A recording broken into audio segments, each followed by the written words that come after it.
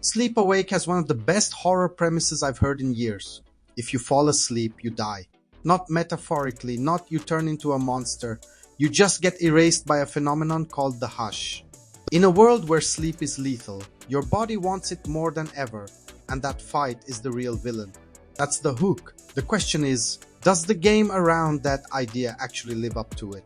You play as Katja in The Crush, a crumbling post-apocalyptic city clinging to life after the hush turns every nap into Russian roulette. The only way people stay awake is through pain cults, sketchy meds, and improvised science. Katja's family found a different solution. Glowing eye-drop narcotics that keep you conscious but wreck your mind with hallucinations and time gaps. So most of the game is you dragging yourself through this broken city, half awake, half dreaming, clinging to reality by a thread. Across reviews, there's one thing everyone agrees on. The world building is kind of insane.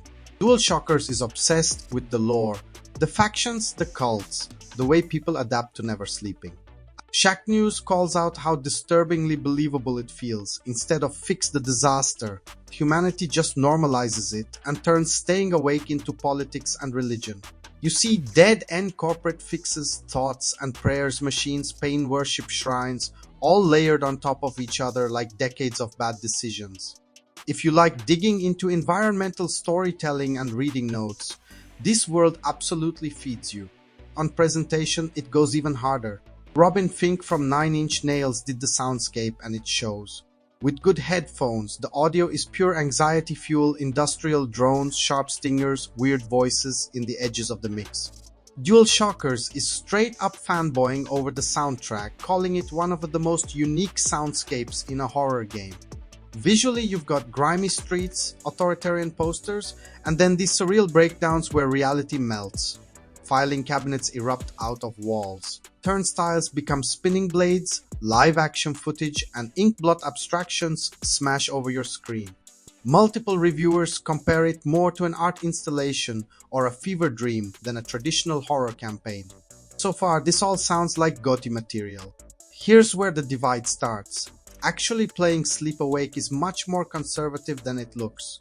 Moment to moment, this is basically a linear narrative adventure with light puzzles and occasional stealth.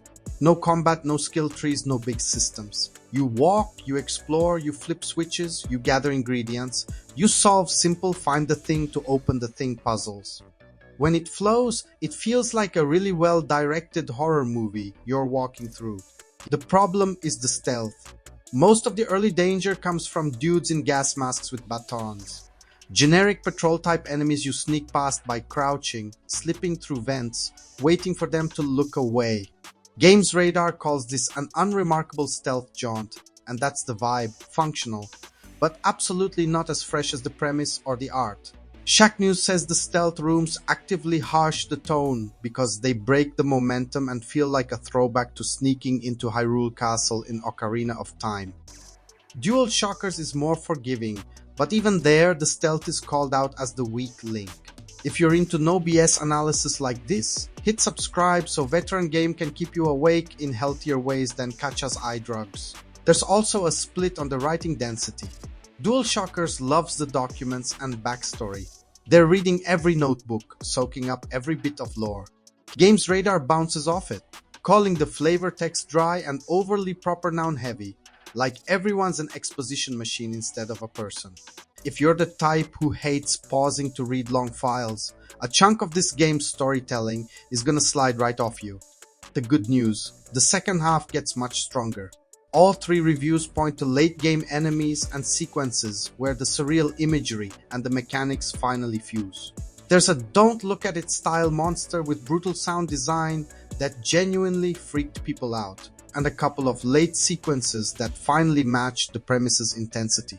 Sleep Awake ends on a high note, visually, thematically, and emotionally, but it takes a while to get there, and those stealth detours never fully stop being clunky.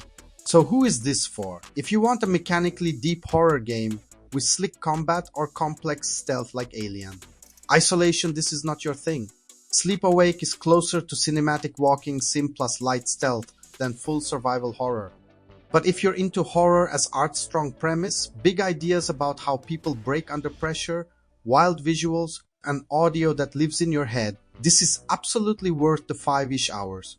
The veteran game verdict. Sleep Awake is an incredible horror concept wrapped in a stylish, often brilliant audio-visual package. Dragged down by stealth, you've seen 100 times, and lore delivery that won't land for everyone. It's not the scariest game of the year, but it might be one of the most interesting. Question is for you. Is a genius premise and top-tier world building enough to forgive mid-gameplay, or do you need your horror art film to also slap as a game?